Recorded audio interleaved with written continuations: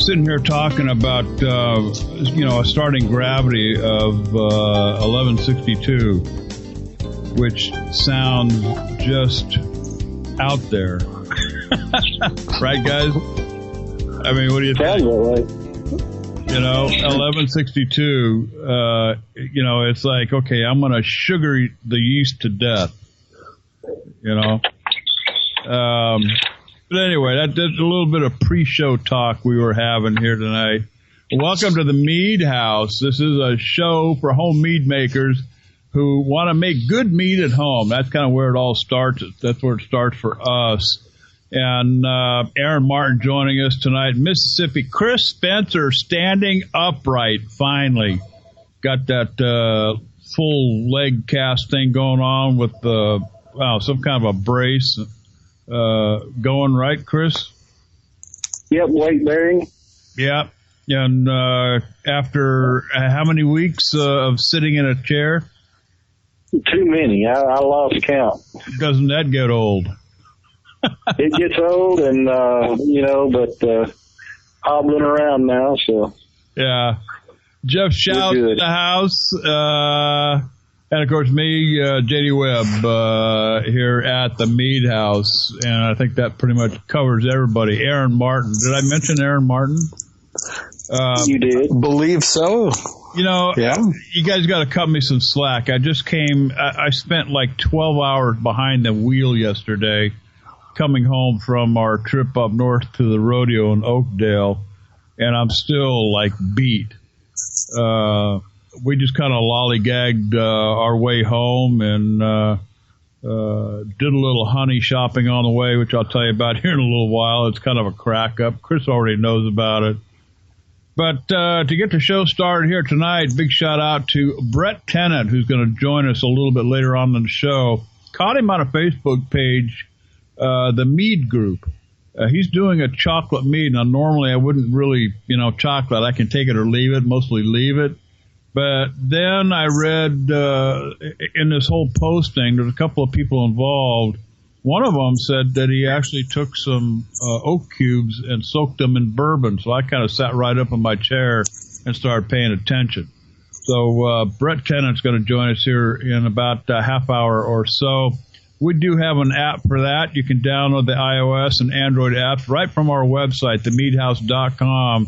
You can also listen to us right here live at themeadhouse.com. But, hey, if you got to take us mobile, then make sure you get one of the two apps, or, hell, get them both for all I care. We do have a Facebook, just simply the Mead House. You can, I would say Google that, but you can't Google that, right? You just put the Mead House up in that little search deal on the Facebook thing. It should pop right on up. We don't Twitter. Sorry. And the Mead House. I mean, we do have the website that's kind of home base for us. Then it's just simple, themeadhouse.com. Call-in number, always, 818-921-4680. Hell, put it on your speed dial. We'd love to hear from you during the show, anytime during the show. And guys, tonight I think what we're going to do is make a regular segment here. We'll spend a little bit of time later on in the show talking about what's in the hopper. And we'll kind of point to what we each got going, projects, even a to-do list that we'd like to at least get started. But first, I have no idea what anybody's drinking. I know what I'm drinking, so I'm going to start it off. I got me a bottle. Now, understand that mead in my town is kind of hard to come by. Got to reach over here and get this bottle. I'm drinking Redstone Meadery's Mountain Honey Wine Traditional. And this is really good stuff. This is, I think this is probably one of the first really good traditionals I've had. And I've kind of been looking around because I've got a couple of traditionals working, but I have no idea what to expect out of them. And I needed to taste some kind of a traditional so I can at least get an idea where I should be headed, knowing that, based on the varietals and the yeast and everything, it's all going to taste different, but at least this gives me a pretty good idea. Aaron, What are you drinking tonight? Well, before I mentioned that, I'm just a little curious, is the one that you're having there, is it a little on the sweeter side, drier side? Where does it fall on that spectrum? Well, it's, I don't know. You know what? I don't go for all these terms and everything because I have no idea what they all mean. I would call it like a medium sweet. It's not real sweet and not real dry. It's somewhere in between. It's that happy medium. Exactly. Okay. And, you know, for a guy who doesn't really like a lot of sweet stuff, this is actually pretty good. Interesting. Well, it sounds really nice. And I'll tell you, traditionals are definitely one of my favorite styles of mead. That's what got me into mead, was actually tasting a really, really good traditional, and just how good and complex of a flavor you can get just with the honey, water, and yeast and nutrients. So after last week's African Ikilaka, whatever the heck that was, I decided to go with something I could pronounce this week, and I'm just having a traditional myself, one that I brewed up probably a year and a half or a couple of years ago. One that fermented pretty bone dry, but I went back and back sweetened it a little bit, and it's probably similar to what you're having there, JD, a little bit on the happy medium, not too sweet, not too dry, semi-sweet level. It's the kind that keeps you pouring, you know, it's the kind that just keeps your glass full type of thing, you know? That's right. Yeah, easy drinking, goes down smooth. Jeff, what do we got going at your house? Tonight I'm drinking another one of my little experiments from last year. It's I want to say it's off dry, kind of off sweet. It's somewhere in between there. And I used a tea substitute called honeybush tea. That's more herbally, but it has supposedly a pronounced honey flavor, and paired that with a little bit of apricot actually. And I really wish it had been a little bit more apricot forward. I think that would have been a nicer flavor, but all in all, it's not bad. Yeah, cool. Yeah, I could dig an apricot, something with apricot in it. You know, I've heard of people actually taking Chardonnay wines and or even Pinot Grigios and dropping some dried apricots for a little while. Of course, I've been known to drop a little sprig of rosemary in a Chardonnay as well, but Chris, you're off the meds, right? I am back to drinking. There you go. So what do we got? What's in your hopper tonight? Yes. Well, I've got the last bottle of one of last year's meads that I made. It was a banana fig with sourwood honey. And this is the last bottle. When I finished it out, it was semi-sweet, but as it's got some age on it, a lot of the honey and the fruit character has really started to come back, and that perceived sweetness is kicking in, so it's a little bit more on the sweet side now after a year. And this is the last bottle, so now that I'm tasting it now, I think I may do this again. Do it again. There you go. One leads to the other. That's that's the cool thing about doing this too. Is, you know, you make one batch, you know, and the second batch may not even come out as good, or might even be better. It's all based off of the time of year, the honey. I mean, there's a whole discussion there too. But that's the cool thing about making mead, I think. Yeah, we had said next week we were going to be talking about some recipe formulations and helping people with that. And I think this is a good example here. Something that we'll talk about next week is sort of taking into account how things are going to change when they age, because this one has definitely gone sweet. So you have to think about how things, flavors are going to start coming back, and that perceived sweetness that comes back with the honey after a year or so can really change it a lot. Yeah. Well, I'm glad you're out of the wheelchair and been able to stand upright off the meds and can join the rest of the world here with a little bit of libation now and again. Got to make up for lost time now, Chris. Yeah, maybe could be that. I'll probably finish the whole bottle. I like it. I was going to say, it could be the reason why that's the last bottle, too. I'm probably just changing meds, actually. All right. So we're on day 21, guys, of the simple mead recipe we put together. Remember that orange blossom tradition we started 21 days ago? Where should we be now? And again, this is a 5-gallon batch with orange blossom honey, around 20 pounds or so. Actually, I think we just went ahead and used 20 pounds, period. 71B yeast. And day 21. Chris, where should we be now? Well, fermentation should be all but complete. You're probably seeing very little, if any, airlock activity. I think you're probably going to be at the end of fermentation by now. You may have reached it several days ago, actually. Any bubbling that you see is probably just off-gassing at this point, so it's time to rack off your sediment. And this thing's been sitting undisturbed now for 2 weeks, so it should be settled out fairly well.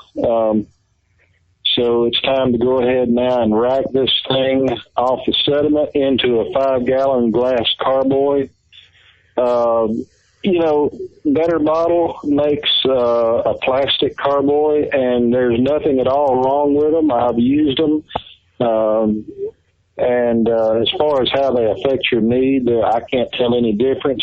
But I have found that I prefer glass because when you pick it up, you don't have to worry about it affecting your airlock and sucking the liquid back into the carboy. So spend a few extra bucks and get the glass one if you can. Yeah. Go ahead and take about a 6-inch vanilla bean, cut it up into like 1-inch pieces or so. Drop it in the carboy and then rack onto it. Leave as much sediment behind as you can. You should have plenty to top the carboy up to the neck and still leave behind the sediment. Put an airlock in it and leave it for at least a couple of weeks till you hear from us again. You bet. And they can find the recipe at themeadhouse.com. It's right there on our website. So if you're eager to get started, it's a very simple traditional mead made with orange blossom honey, 71B yeast. Just follow the instructions. Pretty detailed. Themeadhouse.com. Let's talk about calculating some nitrogen. Sergio Moutela has a page, and for the life of me, I can't remember, and I forgot to bookmark it. Meadmaderight.com. Meadmaderight.com. There you go. And he's got an interesting. Actually, it's not even a theory anymore because it's actually working and working for a lot of people. But let's talk about the nitrogen end of it, which is almost foreign science to me. How do we do that? How do we calculate the nitrogen? So the nitrogen amount, it depends on a couple of factors. So it's going to depend on your starting gravity level as well as your batch size. So I would definitely refer anybody to the meadmaderight.com webpage for detailed instructions on how to do this. What I was thinking we could do to kind of walk through an example, and I don't know how good a radio this is going to make for, but we were talking about what we have in the hopper, and I recently picked up 10 pounds of a basswood honey from a Winter's Farmers Market here in Milwaukee, which, by the way, is, other than ice fishing, one of the few things that's enjoyable outside this time of year in Wisconsin. So what I'm thinking about doing with this honey is making a 3-gallon batch and I want to retry my luck with that US-05 Cephal ale yeast. So I was thinking we could walk through this as an example of how to use the TOSNA method. And so, like I was saying, it's something where it depends on your starting gravity as well as the batch size. So last time I tried my experiments with the ale yeast, I started at 25 brix, and that's about a starting gravity of about 1.1055 or so. And they just crapped out on me. So for this next batch, I'm thinking I'll do a starting gravity of about 1.0875, which would translate to a starting brix of 21. And looking at Sergio's website, what that would translate to is 200 milligrams of nitrogen per liter. Now, as you step that up, if you were to go from 21 to 23 brix, it would be 250. 23 to 25 would be another increase of 50 milligrams nitrogen per liter to 300, so on and so forth. From there, you would take that target milligrams of nitrogen per liter and divide by 50. So 200 milligrams nitrogen per liter divided by 50 equals 4. From there, you just multiply that by your number of gallons and your batch size. And like I said, I'm going to be doing a 3-gallon batch. So 4 times 3 equals 12. Yeah. From there, that's your total grams of Fermaid O that you would use. So with the TOSNA method, you would split that out into 4 separate dosages of Fermaid O. Each one would be, 12 divided by 4, which would be 3 grams per addition. There you go. It sounds pretty simple. And that's it. And the reason you're dividing that by 50, let's mention this also. Each of these nutrients provides a different amount of nitrogen. And it turns out that Fermaid O provides, as best we can calculate, about 50 parts per million. So that's why we're dividing by 50. And let's also make sure that we give Sergio all the credit for this, because he is the one that came up with this, and he's a really nice guy. I've talked with him quite a bit, and but anyway, yeah, the Fermaid O is going to provide about 50 parts per million per gram, and whereas Fermaid K would supply about 100 parts per million. So if you were doing this calculation using Fermaid K, you would divide by 100 instead of 50. Divide by 100 instead of 50. Okay. Mm-hmm. I'm kind of going along with the flow, because everywhere I see everybody talk to now, it seems a lot of these recipes are switching over to the Fermaid O. There's been a lot of talk, a lot of discussion. I remember on the old show, we got into several discussions about Fermaid O, and of course, Sergio Moutela, let's mention his website, mellovino.com. Out there in New Jersey, and let me tell you, he puts together some pretty darn good meads out there too. So if you get a chance, and I believe he ships through Vino Shipper, if I'm not mistaken. Yeah, unfortunately not to Wisconsin, so I may need to have a special delivery for my in-laws there, and they live in Illinois, so that might be a way I can procure some Mellovino mead. Yeah, he puts together some pretty good stuff out there in New Jersey. But and he also put this TOSNA thing together. Chris, a lot of people are using this TOSNA with great success, because they're basically going from bucket to bottle in a relatively short period of time. They are, and it seems to be working really well. However, I have a method that uses the TOSNA, sort of a variant of it, I guess you would say. A modified version? Yeah, modified. And so basically I do the same exact thing. I do the same calculations, except I use Fermaid K rather than Fermaid O. And Fermaid K is primarily an organic source of nitrogen, just like Fermaid O. The only difference, it does have some DAP, and it does have the addition of some vitamins and minerals in it. I don't know if it's possible to get the exact breakdown, because I'm assuming it's a proprietary blend. But I have seen some papers from Lalaman that mentioned that it had some B vitamins in it for sure. So, but it's primarily an organic form as far as I can tell, with just a small amount of DAP in it. And since I do a lot of high gravity stuff, like you were mentioning, I've got a couple that I start at 1162 as a starting gravity, and I think that little bit of DAP that's in there helps get things going. And so I've actually had better luck with the real high gravity stuff using the Fermaid K, but I still use the same calculations and everything. I just divide by 100 instead of 50. And so there's all sorts of ways you can do this. Have you used the Fermaid O at all, or do you just you prefer Fermaid K? No, I have used the Fermaid O. I did a traditional batch using only the Fermaid O and strictly the TOSNA protocol, and it turned out fine. But it also started at a much lower gravity than what I usually do. So that's just an observation that I have found, that, up to about 1130, somewhere around in there, maybe even 1140, the TOSNA Fermaid O works pretty good.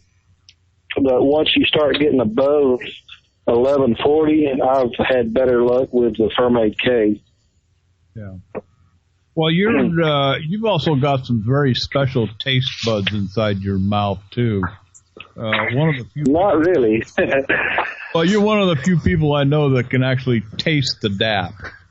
So are you when you're using this TOSNA thing? Of course, DAP is basically nitrogen, right? Yeah, it's inorganic. You're not able to taste the finite amounts that come in the Fermaid K, then, obviously? No, I can't detect it. The only time I can detect that is when it's used in what I would consider the more traditional staggered nutrient additions, where you use 2 parts DAP and 1 part Fermaid K, and I can taste it, and I shouldn't be able to, because that should be assimilated by the yeast, and it shouldn't be there, but for some reason I can taste it. So I guess I'm just an oddball. Aaron, let's hear from both of you. Aaron, do you have any?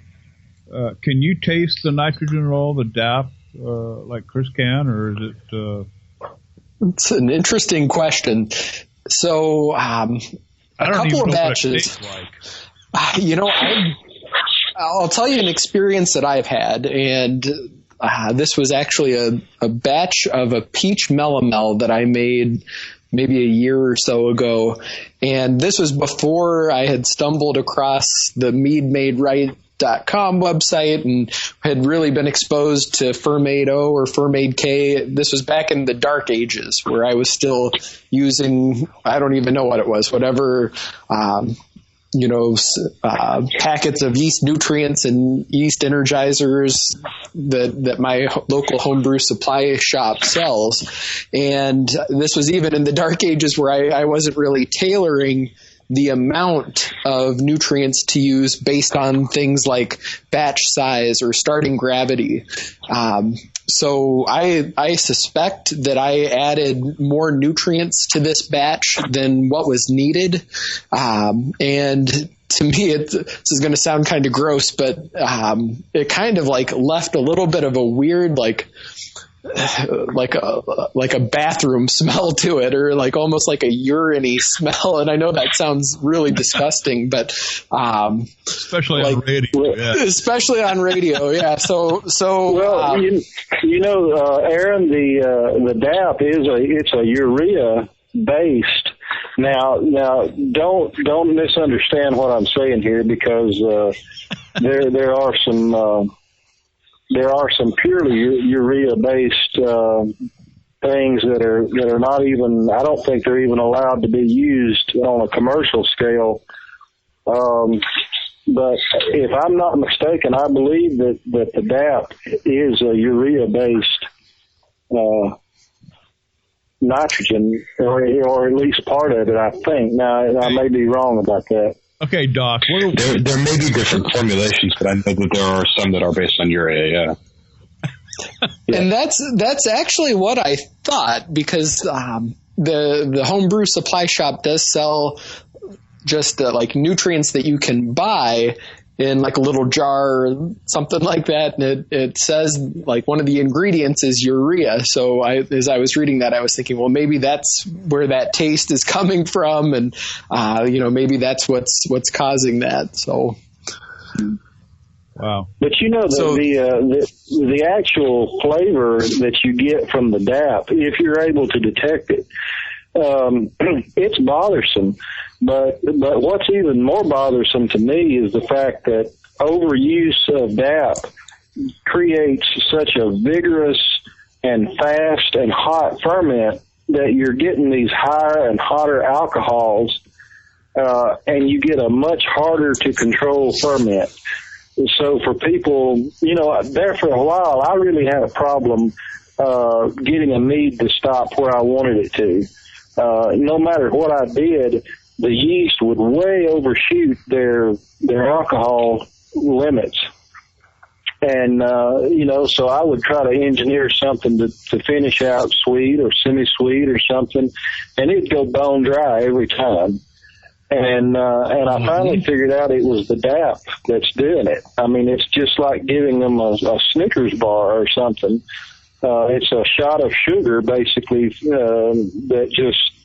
they just go and go and go. Whereas the more organic forms like Fermaid K and Fermaid O, it's a slower, more steady, easier to control ferment, and it's more predictable. Absolutely. And just the way you're describing that is exactly how so many of my previous batches turned. Is, no matter how much honey I would put in there, it just seemed like they kept on fermenting out bone dry. And I mean, they would just taste like rocket fuel with those hot fusel alcohols that you'd produce with such a fast, vigorous fermentation. And Jeff, you kind of got that experiment thing going on too there, which oh yes, kind of fits in with this whole thing we're talking about here. But first, what's your approach to this TOSNA thing, the Fermaid O, Fermaid K, nitrogen? Did you fall into the method that Sergio has put out there as a general rule outside your experiments? Honestly, the experiment is the first and only time I've used TOSNA myself. This round of experimentation is actually the first time I've broken with anything other than following the directions on the package explicitly. Yeah.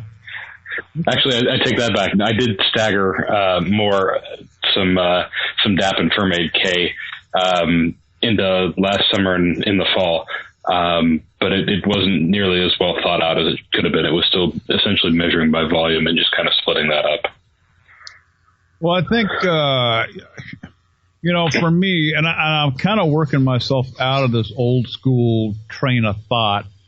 And I'm that way with a lot of things in my life, but, going from bucket to bottle in the shortest amount of time, and being able to drink it. I mean, that's kind of the world we live in today, I guess. And I'm starting to be okay with it. And I was a little leery about it at first because I was treating making mead like making wine. A lot of detail, give it everything you got and put it away and let it age until it's great. And then drink it. And that's a point that should be brought up about all this. Just because we're able now to make mead that can be enjoyed at 3 months old does not mean it won't get better, because it certainly will. This banana fig here that I have, it was great 2 months after it was pitched. It's even better now at a year old. Yeah. So it will continue to get better, and there's nothing wrong with laying a few bottles down. But even in the wine industry, you've got all the nouveaux and things that people are looking to. The whole staggered nutrient addition came about from the wine industry looking for ways to make their wine drinkable faster. Yeah. So. Yeah. Well, like I said, I'm starting to fall in line, I guess, a little bit with it. And the other thing too is aging is kind of a saving grace type of thing, because my very first big batch that I think I explained on the show here a couple of weeks ago, I was actually drinking on one of the shows. It was before I really knew anything, and I just had read things on the internet, and I put this batch together. Well, it came out, and I swear I could have sold it to the government for rocket fuel. But I kept reading that, just leave it alone. Just, put it in a clean carboy, put it in aerolite, just put it away and let it roll, for at least a year. So I did that. And lo and behold, it's not the best mead in town, but, that rocket fuel taste has significantly subsided, and it's starting to taste more like a wine now, So, so there is an advantage to letting them sit for, if you're having some difficulty with, of course, my difficulty was with heat, but, age does enhance things. And it always will. No matter how good it is, coming out of the carboy, it's going to get better with age. And I don't think anyone would deny that. But if like this when I've got here this banana fig, had I made it the way I used to make it, I wouldn't be drinking it right now, let alone being on the last bottle. So, I like to, I guess I'm one of the instant gratification people too, although, in the mead world, 3 months is instant gratification. So, yeah. That was one of the hardest things for me to adjust to, coming from the world of making beer, which I thought required such a great deal of patience. You put the batch together and it's a month before you're drinking it. Well, that's just such a short time scale compared to that of mead. Yeah. Yeah. Well, if anybody's interested, you simply go to meadmaderight.com. Sergio Moutela from Melavino Meadery. He's got it all set up right there. Just read the directions, follow through. We'll repost them, I'm sure, with Sergio's blessing, on our website, at themeadhouse.com. And, use it. If you're looking to drink your mead in a respectable amount of time, or at least in a shorter amount of time, then, perhaps you should try this, because this is what I'm hearing from people who are using this method. That they're able to, like I say, go from bucket to bottle in, say, 90 days, 3 to 4 months, Hands down. I mean, with that honey varietal experiment thing I've got going on, I'll tell you, 30 days, 1 month in primary fermentation, that mead came out smoother and just cleaner and just more palatable than some of my other meads have turned out even after 12 months of aging. So Definitely appreciative to the meadmaderight.com website and all of the information that Sergio's put out there. Yeah. Yep. And Jeff's got some interesting interesting information from his experiments going on. I don't think you're ready to divulge everything about that quite yet, are you? Well, we talked a little bit, was it last week or the week before?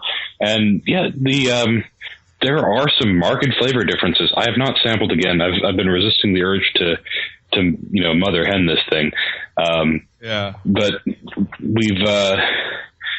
we sampled that when we racked into secondary, and lo and behold, out of the very subjective flavor sampling that my wife and I did, I found the TOSNA was actually the second most palatable out of 5. The only one that was a little bit more palatable to me at the time was the one that actually started with the DAP and Fermaid K, and then switched to TOSNA and for the second 2 editions. Switched to Fermaid O for the second 2 editions. Yeah. Mm-hmm. Okay. Yeah. So there's all sorts of combinations you can do with this, with all 3 nutrients, actually, starting with one and ending with the other, or back and forth. And so I guess the jury is still out on what's going to end up being the best. And in my experience, like I was saying with the starting gravity, there may not be a one-size-fits-all. It may be something you have to take with, batch to batch. Absolutely. And this is just like you'll get different results from different yeasts. I'm guessing you'll probably get different results with different nutrient additions with different yeasts. But on the subject of the calculations and stuff, there's also another website. I plugged this during the first episode. It's the Batch Builder from Mead. It's the Mead Maker podcast. Right. Very easy to use. Use little sliders to select like the size of your batch, your intended final gravity, and then they give you 3 different options for nutrient additions there. So they do the complicated math stuff for you. That might be useful to people to check out. That's what I need. I need to hire somebody to do the math calculations for me. I'm too damn old for all this stuff. All right. So if you're not doing it, try it, and let us know what you think about it. If you do use the TOSNA. Right now, I think Brett has joined us. Brett Tennant, is that you, I suppose? Yep, that is me. There you go. Now, here's the deal. I was cruising through the Mead groups and saw an interesting post about this chocolate mead that Brett was working on. And Brett, I got to be honest, I'm not a real fan of pretty much chocolate anything. And I'm right there with you. I've got a couple friends who love chocolate, basically, and one of the guys like, "Oh, you should do a chocolate mead. That'll go crazy." So yeah, I had extra stuff. I'd bought in a 50-pound batch of honey, and was at the farmer's market and found some cocoa powder, and had seen the liquid sex mead recipe, and thought I'd give it a whirl. Now, is this your first? You've been making mead for a while, right? No, not at all, actually. I started at the end of January with my first batch. Okay. So I'm one of those people that researches the hell out of everything and then tries to make a go of it. Yeah. So my first mead was put in end of January, and I ran a dragon fruit blood orange / maple syrup mix. And a couple weekends ago, I had bottled it, and we had a friend's party, so they convinced me to bring one along, and it was gone in seconds. Big hit, huh? So only 2 months in, it was clear. Yeah, so I thought, well, if it was that big of a hit, we'll give it a whirl with some of the other ones. We've tried How did the chocolate thing start? How did you come around to getting interested in making? The chocolate was literally, we had been reading about dessert meads and dessert bottles and stuff like that. And one of my buddies is kind of helping me out, like, financially with funding this. Like, we started out as just going to be a thing for like trading. We have friends that do like leather work and stuff like that. So I was like, I'm looking for a hobby that I can swap goods with. Yeah. And immediately I had people messaging me about buying bottles and stuff. because it's relatively hard to find around here. For those that don't know, I'm from I'm Calgary, Alberta, Canada. Oh, wow. Cool. Excellent. Yeah. So we have a meadery. Can because I'm a mead maker and I do leather work. So yeah, it's kind of weird. And I'm fixing to do a chocolate too. So yeah, and I got a long lost brother or something. It could be. I got laid off a couple of weeks ago, so it's just kind of one of those things where you're looking to fill your daytime. So I kind of amped up my production, and that's why the chocolate one came in. We're trying to come up with different ideas. Yeah. We have there's a local meadery called Fallen Timbers up here. They produce really good stuff, but I tend to find their stuff rather dry, and I think that has a lot to do with the liquor laws up here.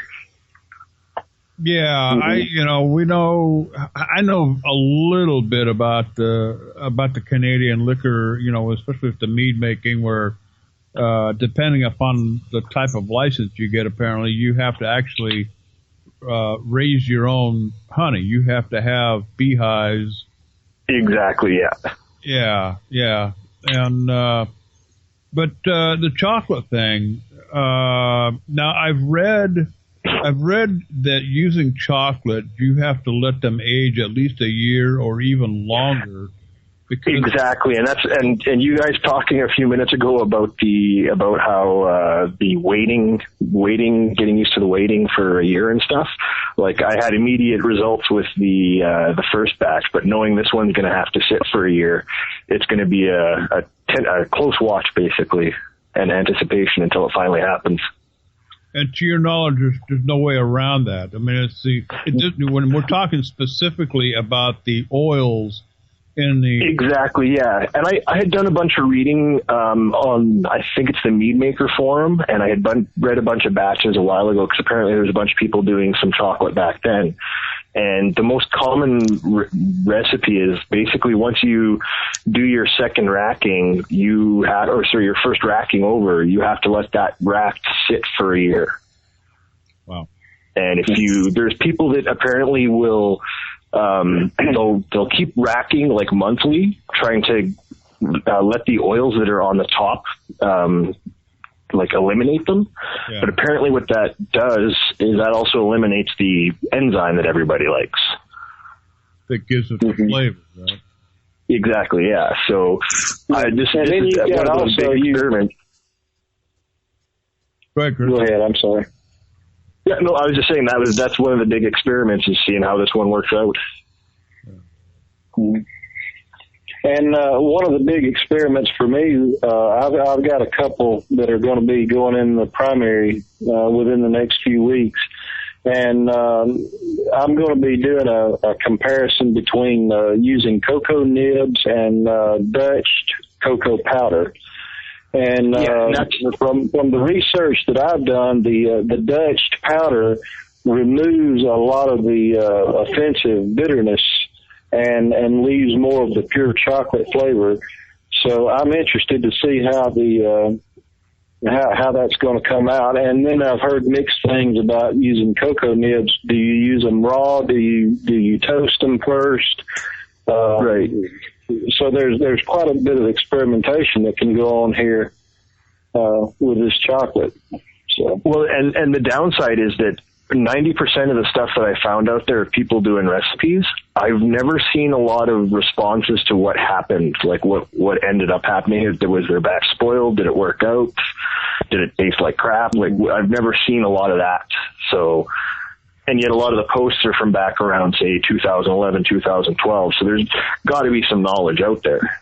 Yeah, I mean, it might be an embarrassment thing. I did this batch of mead. It turned out like crap, and but nobody wants to say that publicly, Yeah, and I did the same thing with the raspberry vanilla I'm working on. Like I thought it stalled or I killed it somehow or something when all the yeast went to the bottom. So luckily the Facebook group and the other places are there and they're like, oh no, don't worry about it, just give it a couple days. Yeah. But like that's the inexperience and my experimentation kind of just flowing through. Yeah. But the chocolate one's bubbling like every 3 seconds right now, so it's going pretty good. How big a batch is this? It's just a 1 gallon batch right now. That's what I started out with. Is I bought 4 or 5 1 gallon carboys, and then I wasn't even going to go big until basically all the popularity and a bunch of friends are wanting to buy bottles off me and stuff. So funny how that works out, huh? Yeah. So and basically the funny thing is, like, I sold a bunch of the bottles from those 1 gallon batches and paid back covered all my output, and then was able to cover the cost of buying another batch of 50 pounds of honey, which was $300. Wow. Yeah. Wow. Mm-hmm. And what kind of honey did you use this chocolate? That one's that's going to be it's a wildflower mixture that the beekeeper out here sells. It's one of his higher end honeys. So his clover honey is pretty good, and that's what I used in one of the first batches. But it's a little pricier to go the small bottle routes, where he sells the big batch for $300. But then, of course, a couple of days later, I find a posting in one of the wine shops here in town where someone's selling honey to mead makers for $3 a batch or a pound. There you go. That's a good. Yeah. So it's just research, and we got to find out sources. Yeah. Oh, yeah. That's how you do it. I'll be talking about some resources that I found on my little excursion here over the weekend here in a little bit. If you want to stay tuned. But Chris, you got you're doing. We're going to go through the hopper list here in just a bit, but you got an inkling to do. You said a chocolate strawberry, and what else? So right now I've got. I just talking to me or Chris. Okay, sorry. For me? Yeah, Chris. Okay. Well, this is 2 batches I've got planned to do. I've got a chocolate orange and a chocolate strawberry that I'm going to do. And that's where I'm going to test the difference between the nibs and the Dutch powder. And I've got a feeling that the Dutch cocoa powder is going to win out. And because a lot of the bitterness has been removed from it, I'm going to use it along with the strawberries because they're a lighter flavor. And then I'm going to use the cocoa nibs along with the orange. And we'll see how that goes. What I'm thinking. I'm thinking, I got this coffee thing going on here at my place. I'm thinking along the lines of, what do they call that at Starbucks anyway, guys? Like a mochaccino. Ooh, I like the sounds of that. Huh? Yeah. I like the sounds of that, yeah. Good stuff. Yeah. Well, Brett, hey, you're welcome to stick around with us if you'd like. We're on for about... I'll probably just listen in due to the long distance costs. But yeah, you're up there in Canada. Gosh. Yeah. Well, you know what? I appreciate you calling in and sharing. Not a problem, guys. This is what this show is all about. We're just a bunch of guys. Yeah, it's pretty cool. I'll be listening again. Yeah, I hope so. And join us anytime. You bet. We'll talk to you guys later. Thank you, Brett. Have a good show. You bet. Wow. Gosh, the wheels are already turning, guys. Yeah, I can see this chocolate mocha thing going. We need to get Eric Nyquist from Acer Meadery back on because in addition to his coffee mead, he's also doing some with chocolate. So he would be another good resource to talk about this. As a matter of fact, I was thinking about shooting him an email before I put these 2 batches together and just sort of run my ideas by him and see what he thinks about it. Yeah. In that email, why don't you ask him if he would be willing to come back on the show and talk to us again? We'll get him on. Yeah, he the last time I emailed him after he was on, I told him that we would probably like to have him back on sometime, and he said he would come back on any time if we just give him some notice. So, good deal. Yeah. He's got a lot of interesting flavor combinations going, so using, all these different ingredients that we don't normally use. So, Sergio's, he does that as well, making, what was that one he made, cucumber and... Cucumber. Cucumber and lemon or something. Well, it was just a straight cucumber mead, and then I had the I think it was called Patino. Yeah, that's the jalapeno peppers. Mm-hmm. So. Yeah. But I like the idea of using all these different ingredients that are not normally thought of. Well, yeah, like we keep saying, I mean, that's kind of the fun thing about working with mead. I mean, the sky's the limit. I mean, pick out. I would have never have thought bananas. I just cannot see a banana wine. You know what I mean? Yeah, well, this banana fig is really good, and it's not a strong banana. The banana sort of goes more toward the white wine aspect of it. Yeah. But there is a banana flavor there, and it goes well with the fig. So. Yeah. Wow. Yeah. Well, what's in the hopper, guys? This is going to be a regular segment here on the Mead House. Let's start off with Aaron. What do you got in the hopper, Aaron? Good question. So earlier when we were talking a little bit about the TOSNA and all of that, I alluded to this 10 pounds of basswood honey that I picked up here at this farmer's market here in town.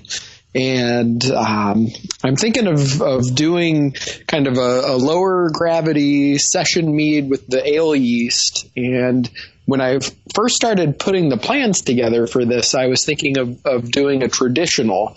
But then I've actually, in addition to the 4 gallons of the honey varietals that I've got going on, I've also got another 3 gallons of a wildflower traditional going on. So I'm thinking I might want to jazz this up a little bit. And to do so, I'm debating between adding like hops to it, or maybe doing like a melomel and adding something like a blueberry or a blackberry or something like that. This honey is really clean tasting and pretty bright and tart. So in terms of like the type of fruit that I might want to add, one of my favorite fruits to add would be something like a raspberry, but some of the raspberries you get up here are just pretty, sour and tart, and I'm thinking I'm looking for something a little bit, rounder and a little sweeter. So red or black raspberry? Red ones. Yeah, those red are a little on the tart side, I think. A little more tart than black raspberry. Absolutely. So, something like a blueberry that maybe is not quite as tart as that, and maybe just a little more softer of a flavor, that might complement better with the tartness from this basswood honey. Yeah. Basswood honey. You said it's a pretty clean flavor, because I've heard there can be a little bit of a not necessarily citrusy, but kind of an acidy bite with the basswood honey. Are you finding that, or is it just the tart? Yeah, that's a good way to describe it. Maybe the tartness is what I'm picking up, but another way to describe it definitely could be kind of an acidic bite. Absolutely. Yeah, I had basswood honey one time, and it was quite acidic. It was. I always describe it when you put a little bit in your mouth and you swallow it, and you feel that little bit of burn in the back of your throat. Mm-hmm. The basswood honey had a lot of that burn. Yeah. And that's how I usually judge the acidity of a honey. Well, yeah. Go ahead. I was just going to say I'm definitely picking up some of that. And, I was hoping that, and we'll see how this turns out, but hopefully with that ale yeast, also being kind of a cleaner ferment and things like that, I'm just hoping to what I'm shooting for is something that would be just a nice, easy drinking, summery, maybe I might even make it sparkling type of just an easy sit on the back porch, you know, put on some music and listen to some music and drink some of that mead. So that's kind of what I'm shooting for with this batch. Yeah. Yeah, that sounds good. Jeff, what do you got in the hopper, bud? Well, you know what? Wait, the moment, before you start that, you know, I should have put this in the show notes and I didn't. And I was on vacation and just happened to be checking things on the Facebook thing, and I stumbled across this post real quick. You are now officially a judge. Yes, I got my tasting score back over the weekend from the BJCP, the beer judging certification. I'm a terrible member. I don't remember what the B stands for, but it's the organization that certifies judges for competitions like the Mazer Cup or the various regional competitions we talked about last week. So very pleased to say I'm officially a mead judge. Congratulations! Thank you. So, guys, we're pretty fortunate now that we've got an official judge on our little panel here. Don't you think?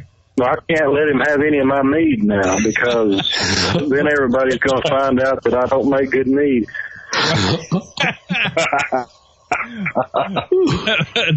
Go ahead. In addition to being one of the top 3 mead makers in the world. Yeah, what can I say? My star's on the rise here, guys. We're going to have to kick him off the show. He's going to have to get his own show. Well, when his head gets swelled up to the size he can't fit into there really isn't any doorway here, is there? No. No, I think he's going to be all right. But again, congratulations, Jeff. We're glad to hear that. Now, what's in the hopper? So the only thing I've actually got bubbling away right now is that experiment we were talking about before with all the different nutrient additions. But there's a lot on my plate that's being planned out, but I've been gun shy getting. Okay, the wish list is pretty extensive, but here it goes. Yeah. Actually, kind of corollary to what Aaron was talking about. I picked up just a few pounds of honey from a different local beekeeper while I was at the farmer's market a couple of weeks ago, and I've been thinking about something I can do to kind of see how I like his compared to some of the other honeys I've been using, and decided I want to go back to a tried and true recipe from last year that I really liked, which was my hopped mead. And so I'm thinking about variations for that. The one that we made before was like a 14% alcohol, and I think I want to step that back to more of a session-y kind of, like Aaron was saying, just sip and enjoy on a really hot summer day kind of a thing. The one I used before had it actually just had some leftover Saaz hops from a Czech Pilsner beer kit that I'd bought. And I really liked that. And so now I'm experimenting a little bit with different additions. There is a different crop of Saaz hops this year that has a lot more of the alpha acid, the bitterness of the hops, I'm told. So, I'm going to try, I think, a gallon of that.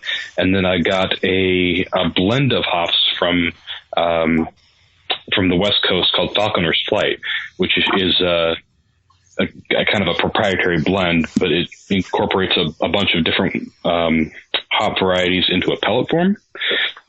And I've tasted a little bit of IPA made with it, so it came out really nicely. I'm kind of curious to see where that's going.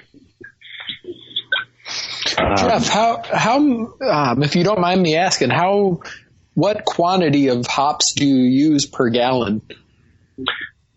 That's a good question, and I'm actually playing with that. The batch I did last year, I used about a half an ounce per gallon, and I think this year I'm going to half an ounce. And I actually I boiled about a quart of water and let the hop pellets boil out in that for about 10 minutes before I added that to the honey. Well, I turn it off, let it cool. I added that to the honey and then added cold spring water to balance out the gallon. Okay. So you added it to your primary then? Right. Yeah. I let it ride the whole way through. And actually I found that the, kind of like the chamomile, the hops helps clarify a lot faster than a normal mead does. So you get a little bit of bonus there if you're looking for a nice, bright, shiny mead. Okay. You're talking me into doing a hopped mead here with this basswood. Well, and I tell you, I really liked the way the hop came out because it came out dry, but the sweetness of the kind of a florally noble hop from the saws, it deceptively made you think it was a little bit sweeter than it really was when it came out bone dry. So sounds tasty. Do you get? Is it like a beer type flavor? I mean, is that the ultimate result that you get out of these hopped up meads? Actually, no. There is a level of, you can taste the hops in it, but you miss the barley and the other more like beer aspects of it. So it becomes something that's not quite a normal mead and not quite a beer. But I found it was a very pleasant medium there. Wow. Now, Jeff, do you carbonate that at all, or do you just serve it still? The stuff I made, I served still because I got the alcohol tolerance and I couldn't bottle condition it at all. Gotcha. I lack a CO2 regulator or tank or anything like that to force carbonate it. So that's just kind of how it went. I'm thinking if I do like a 6 or 7% session mead this time around, I might try bottle carbonation. So I think that could be awful pleasant. Okay. That's one of the topics we're going to get into probably after we come back from our hiatus. I had a listener write in and ask us to do a segment about carbonation. Apparently that's a big thing in mead making as well. So we'll eventually get around to that. But that's, I have a very long list. And I need to add one of these hopped up meads to it because it sounds like an interesting flavor that I would enjoy. I mean, I like a good beer. I enjoy tasting the hops and the barleys and everything about a craft beer, Mm-hmm. Well, and I will say, last year I did a lot of experimenting with herbs and things like that. And this year I think I'm really more drawn towards doing some melomels and playing with fruits and stuff. But the different varieties of hops give you so many different options that there is part of me that's always going to be kind of like wondering about different combinations and different types of hops working into a mead and seeing where that takes me. So yeah, it's a really tantalizing little angle there. I know for me, my hopper, right now, my hopper is filled with a coffee mead experiment that Chris and I have been kind of talking offline about for the last few days or week and a half or whatever. And it started out with about 2.5 pounds of cold brewed coffee in about a gallon of water. When I finally added the honey to it, and I don't measure honey by pounds anymore. I go strictly by the hydrometer. I just keep mixing until I get to the point where I want. I found that's much more. I'll guess it's somewhere around 4 pounds, maybe, if I had to guess. But we started out at 1 point. What was it, Chris? What did I say? I think you started at 11:30.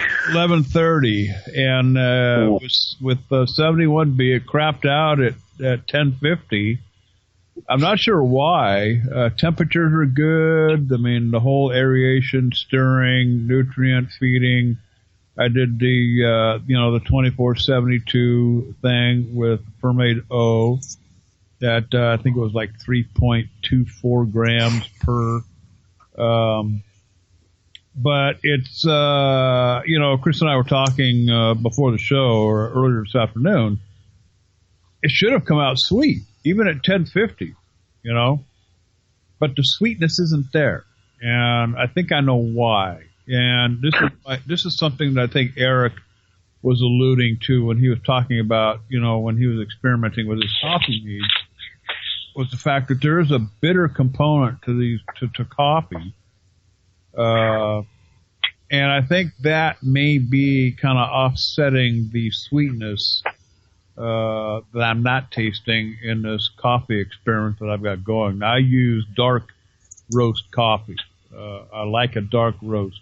And frankly, I was counting on some of that bitterness because I think that's what gives good coffee good flavor, is some of that bitterness, just like a good beer. So, sure. We're at the point now where, we're going to rack it. I'm going to rack it later on tonight after the show. I think I can squeeze 1.5 gallons out of it. And I'm just going to let it sit, go to North Carolina here in about 1.5 weeks. And I get it racked over and just put it on the shelf and airlock it and just, let it sit, let it ride, see what happens. Mm-hmm. But, other things that I've got in my hopper, Chris was kind enough to send me, well, it's kind of a swap. I sent him some orange blossom from California, and he sent me some sourwood from Mississippi. And so I'm eager to start. It'll be a small batch, 3-gallon batch of just going to be a straight traditional with sourwood honey that Chris sent me. And so I'm looking forward to doing that when we get back. But I do want to get into doing some of these fruit things. My wife loves strawberries, and I'd like to put a strawberry. And I've been very cautious because I've done a couple. Not real happy. Now, Aaron and Jeff, I don't know, when you do your melomels, well, even Chris can comment on this too. I don't want this thing to come out tasting like a Kool-Aid, like some of the previous ones that I did. You know what I mean? Like a Kool-Aid with vodka is what it reminded me of. Yeah. How do you, and I've been told by, some of the best people in the business, more fruit is better.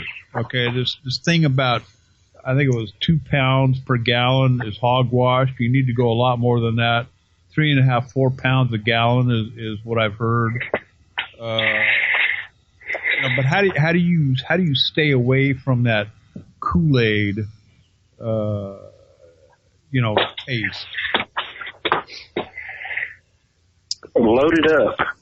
You're exactly right. Load it up with fruit.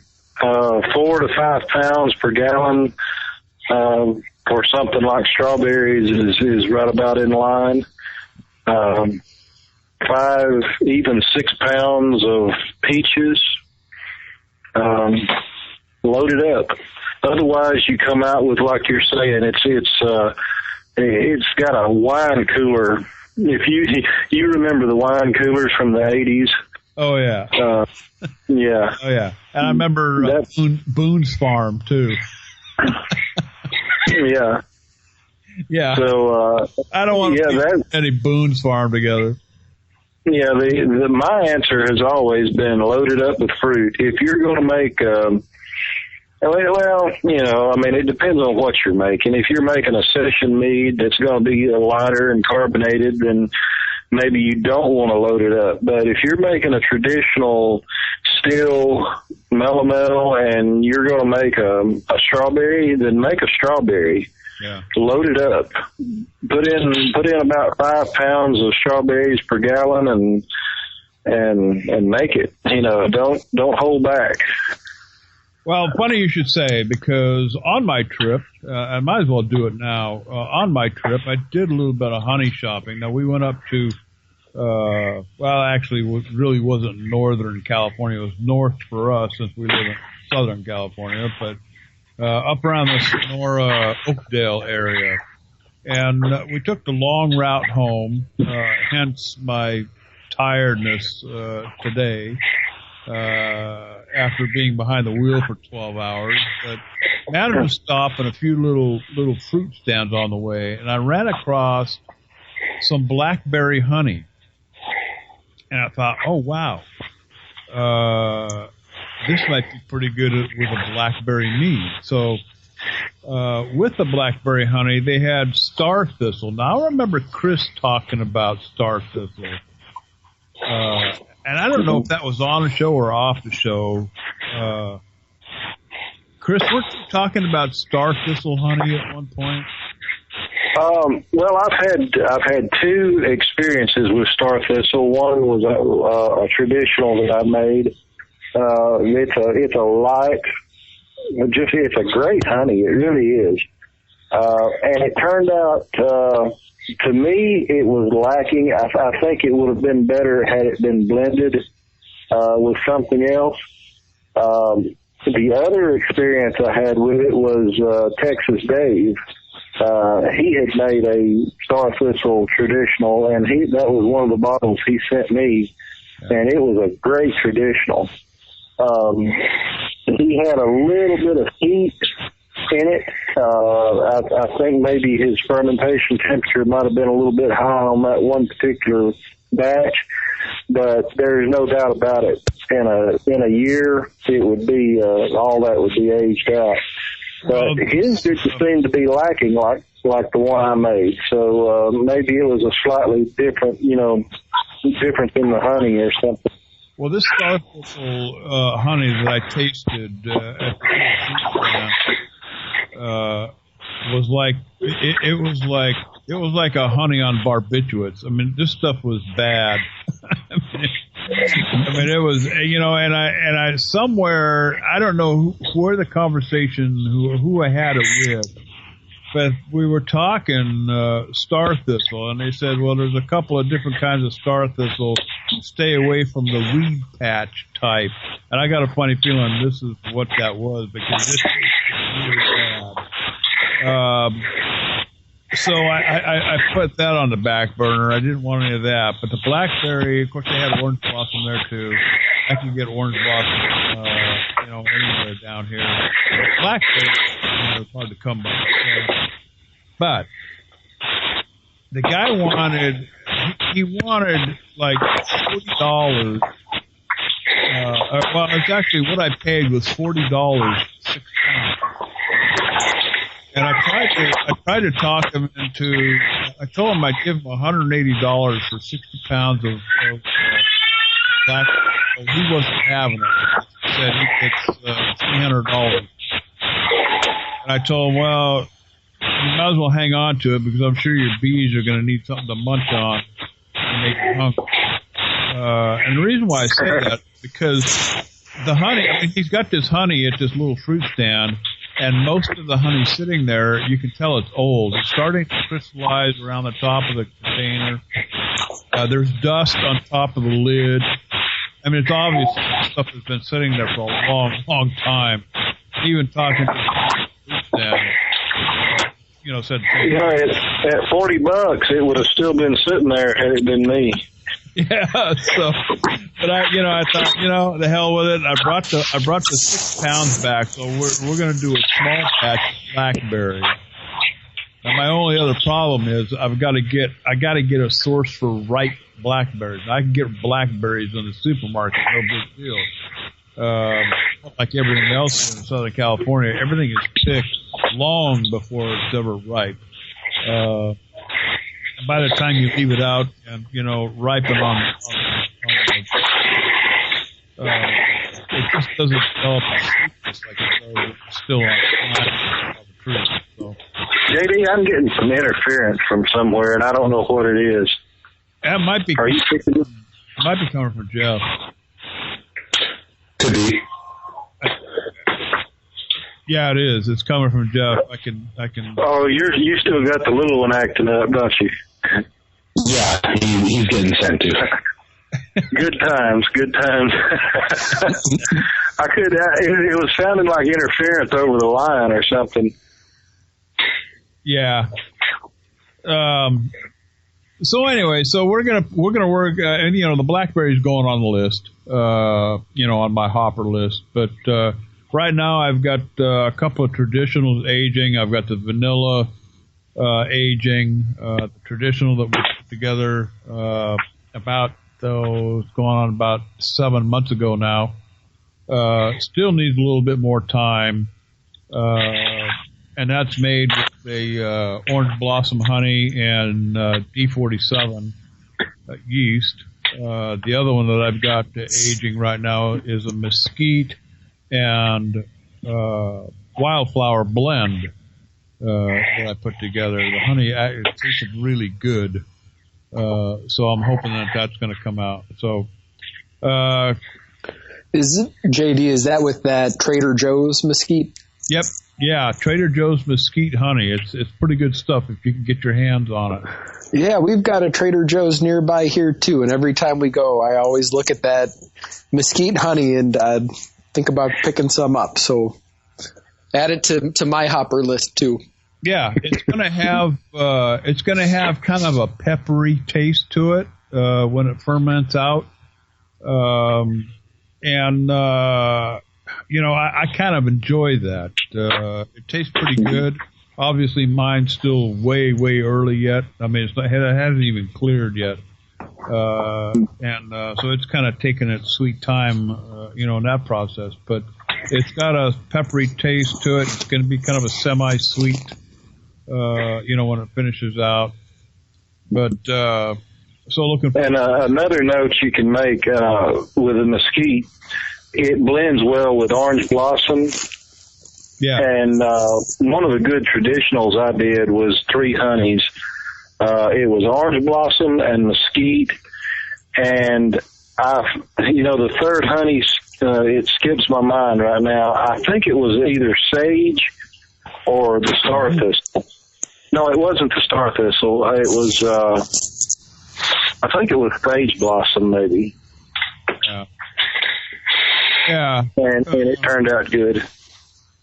But, and then I do have, I got a hold of, if you've got an IKEA around, I got this wild hair and I got a couple of containers, little quart jars, not even quart jars, they're probably, maybe a pint and a half of lingonberry concentrate. And, so I got 2 of those, mixed it, it already has sugar in it, so I mixed it with some honey, brought it up to a fairly decent starting gravity, used RC212 yeast in it, and right now it's cleared out. It tastes like a lingonberry wine, so it's kind of a little an experiment, I guess, if you want to call it that. And then of course it's not mead, but it is a project. I've got a 5-gallon blackberry Pinot Noir that is in the clearing stages right now. So, and then a 1-gallon hard cider that I threw together about 4 weeks ago. So that's what's in my hopper. Chris, besides the chocolate meads we talked about, I know you got orange and a strawberry. I'd be interested in hearing more about those when you get to them. But what else you got in the hopper, bud? Well, at the moment, I've got of course, my heart murmur. I've got the final. Once the recipe was nailed down, I did the big batch. So I've got that in secondary right now. I've got, of course, my Thai 1-on, which is the Thai curry mead. That's in secondary, sitting on the coconut right now. And I've got 2 others, aside from a few test batches that I'm going to be doing, I've got 2 others that I make. I guess you would consider them regulars for me. One is my sourwood traditional. I normally use 71B. Everyone knows I'm a big 71B yeast fan.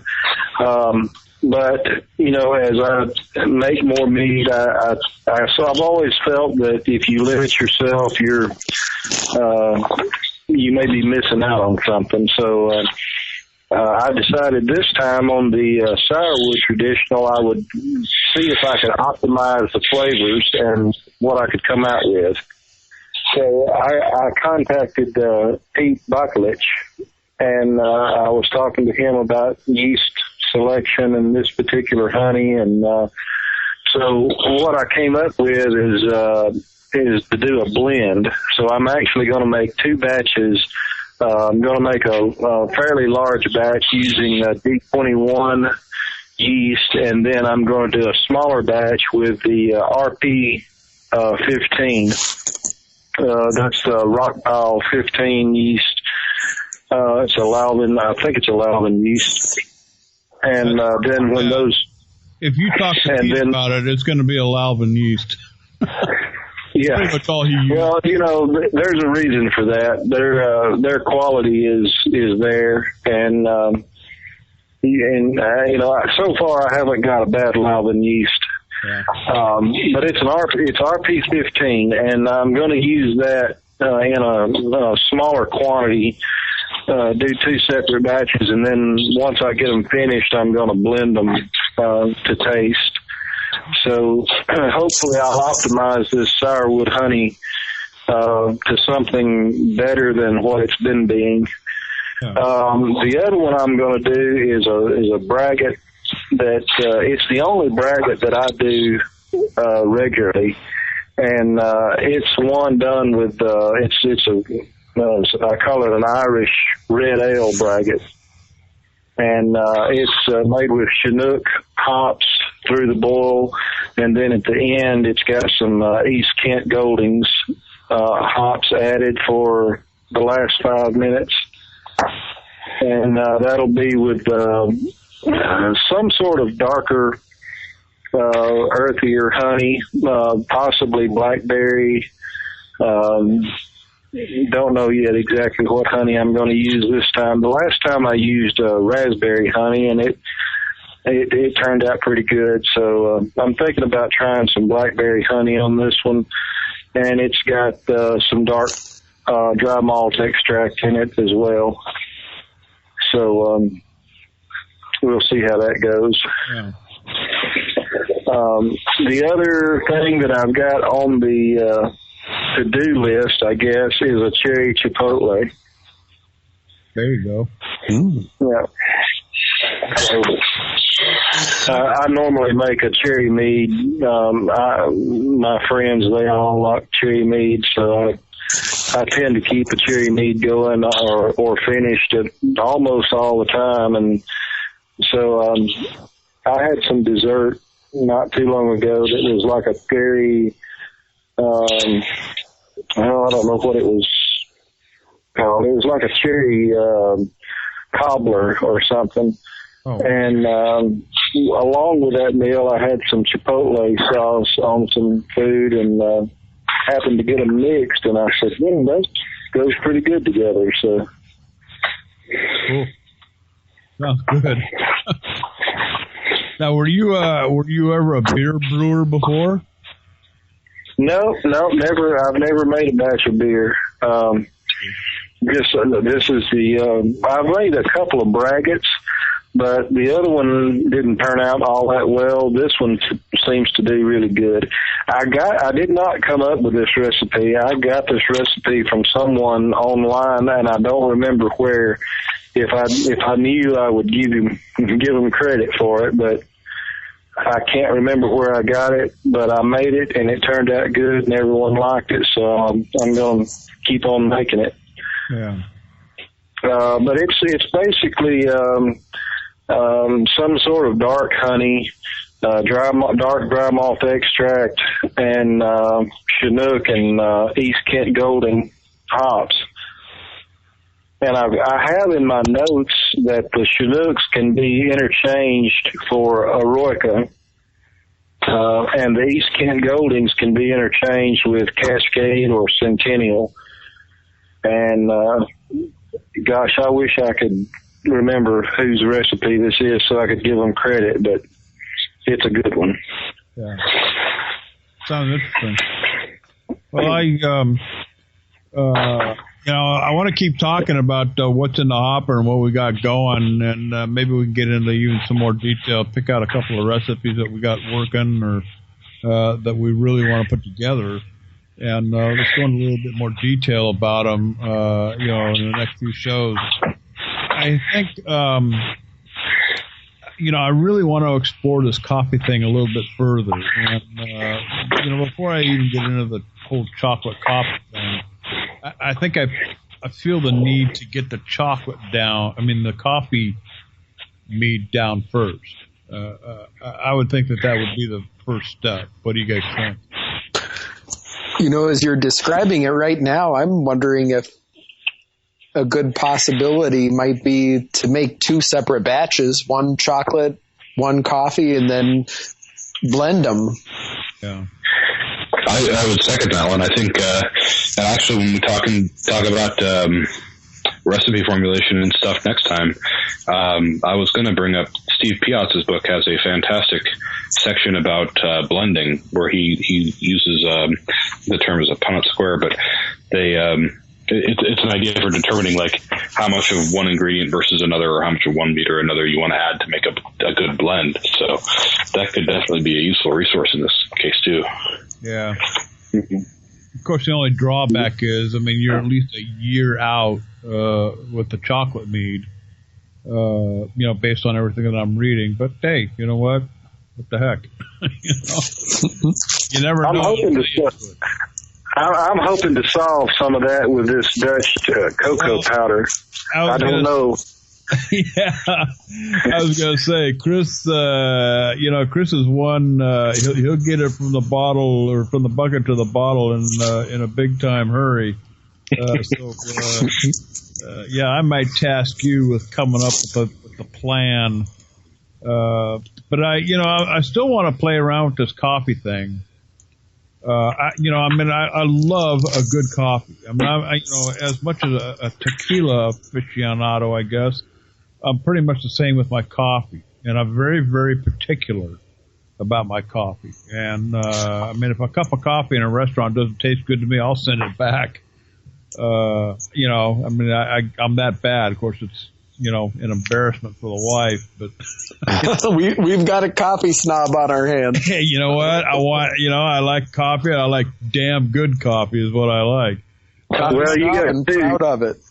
You got 2 of them because I'm the same way. I guess it's a toss-up between a good glass of iced tea and a good cup of coffee. Those are two things that I practically live on. So, well, the coffee thing, like I said before, I think Eric really hit on something because, what I'm finding out is there is a bitterness that goes along with it. Now, I'm not saying that bitterness is a bad thing because I absolutely believe that a good cup of coffee requires a bit of bitter.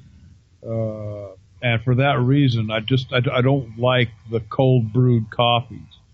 There's just not enough bitterness in that cup of coffee for me to really enjoy it.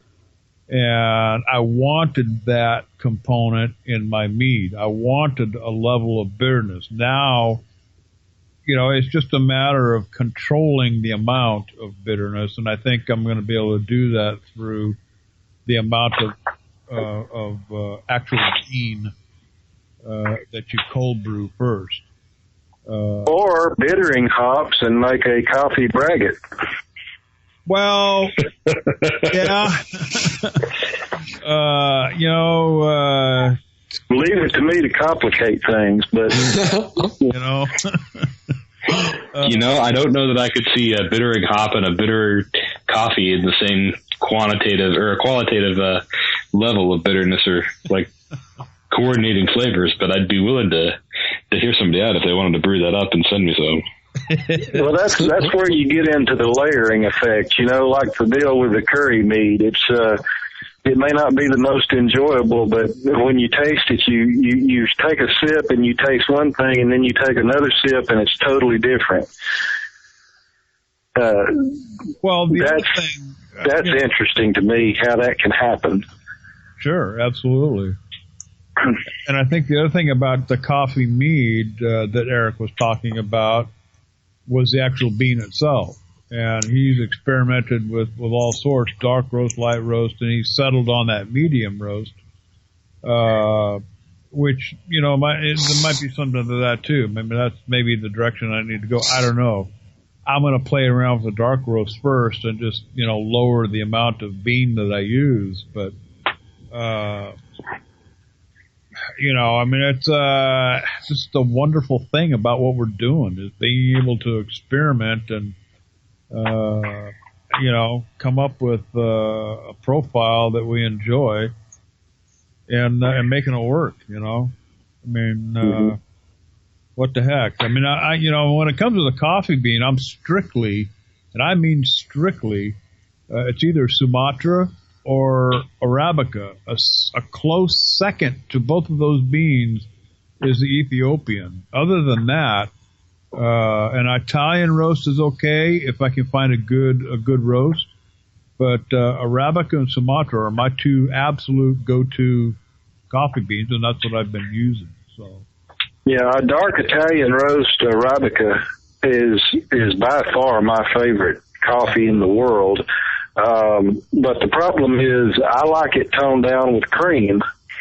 So, trying to get that quality, when I think about a mead, I know it's going to be absent the cream. So then I start thinking, okay, how do I need to change the roast of the coffee and the strength of the coffee so that I'm going to like it when there's no cream there? Yeah. And that's my dilemma. So, we'll see. I have read where there's been instances where people have actually used milk as part of the brewing process. So, but we will absolutely tackle that on a later show. We pretty much run out of time, guys. We're trying to stick to our commitment to keeping these meetings to at least 90 minutes. And as much as I would like to sit around and talk more about mead making, what do you guys think? I think we got plenty for the next show. There you go. Put a bow on this one? Yep. If we talk about it all now, we won't have nothing to talk about on the next show, right? Yeah, leave them wanting more. Well, and Chris, I'm glad you're standing upright again, my friend. That is great to hear. Absolutely. I'm very glad to hear. I appreciate it. You can't keep a dangerous redneck down, so you knew it was coming. Oh, my God. It was just a matter of time. We'll talk about it offline. We might even bring it up on the next show, but you got to see the automatic locking chicken coop door that his wife built. We'll talk about that on the next show. We're going to close it out. We'll see you next Tuesday night right here on the Mead House, 9 o'clock p.m. Join us as we get into talking about basic and advanced mead formulations. We'll see you guys next week.